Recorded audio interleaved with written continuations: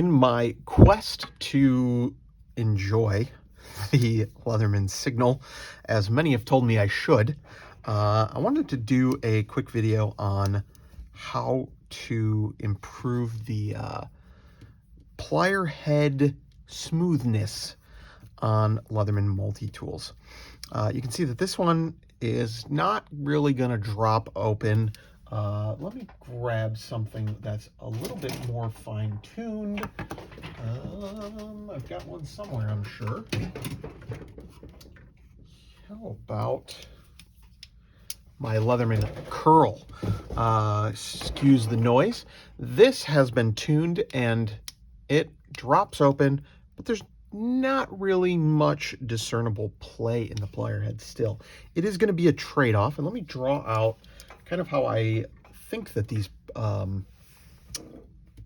pivots work on a Leatherman tool. So if we were to look at this down the line at a cross section of it, you're going to have, you're going to have your plier head with a rivet inside. That is definitely good drawing.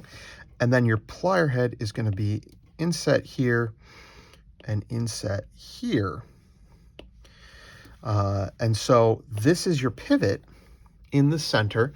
And when you apply force down and up into this, that's going to compress and it's going to lock that plier head in place. And so you have to find a balance so that the plier head doesn't overly get locked up, doesn't have too much friction, but does hold steady and doesn't wiggle around when you don't want it to. Now, I prefer a plier head that kind of falls open but doesn't have too much play. If you watched my video on the, where is it? It's around here somewhere. I must get this toolbox cleaned up. I literally just saw it. Here it is. If you saw my video on the Leatherman core repair, I'll try and remember to put a card up above. You saw that I actually had to do the opposite and had to tighten up this pivot. In this case, we're going to be loosening this pivot. So I have a little mallet here, and we are not going to use it for striking. What we're going to do instead is use that to bite down on. You want something sturdy with plenty of length so you can have some leverage. And all we're going to do is squeeze those pliers down, and we're going to rotate axially. We're going to rotate, so I'm pulling up on this mallet and twisting the pliers clockwise, and then I'm pushing down on the mallet and twisting the pliers counterclockwise. And if you repeat that for a couple of minutes, don't overly exert yourself. You don't want to go too far, but you can already, I can feel it, but you probably can't see it. You can very quickly start to generate enough torque that those pliers become just a little bit smoother.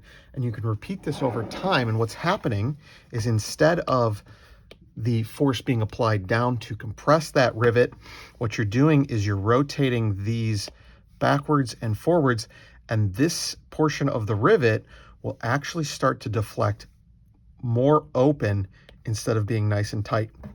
This isn't an exact cross section of the rivet that's in the center, but it does give you an idea of why this works. So let's bite back down. And again, we're going to apply a little bit more force each time. We can do this. We're going to, is that the same? Might be the exact same motion, but we're going to keep applying that force until we get these pliers exactly where we want them. I'm going to do this for a couple minutes and I will report back momentarily. For about 5 to 10 minutes or so of doing that, I do have this falling open. Still some stiff spots, and you probably don't want to take out every little stiff spot. These are going to wear in over time. I'm going to grab a little KPL and apply that to the pivot. I did a little bit earlier, but just for completeness, I will add a drop to each side and work it in. A couple of caveats. You do have to be careful when you do stuff like this. You do not want to break the pliers. So it is about adding a little bit of a side load gradually over time. If you go too far, you can snap the plier heads, though I've never gone that far. Also, probably not ideal to use a metal hammer like this. First of all, you don't have as much leverage. This isn't as long. I'd like to grab like a 3-foot stick. Just the biggest one I can fit in the jaws of the tool. This just happens to be what I had on hand in the shop. And a wooden dowel or something like that will also minimize the risk of damage to the teeth of your tool. Do as I say, not as I do, I suppose, is the relevant idiom here. Now, this will wear in over time, and if you don't want to, risk anything, you can just open and close it over and over again and use it normally, and it will break into a point of nice, smooth operation. I just like to get it started a little bit faster, and of course, if it loosens up over time, you're going to take a ball peen hammer. I tend to like to remove the plier head. That's me personally. Place this on a nice hard surface like an anvil and tap down on the centers of that pivot.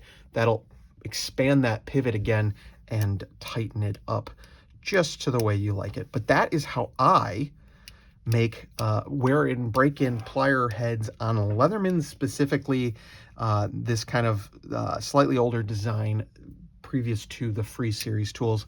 These do benefit greatly from having just that little bit of extra help in the beginning, and then they become a real joy to use. So hopefully I can find some joy using this Leatherman Signal, and in the meantime, I will continue working on it to make it a tool that I actually enjoy.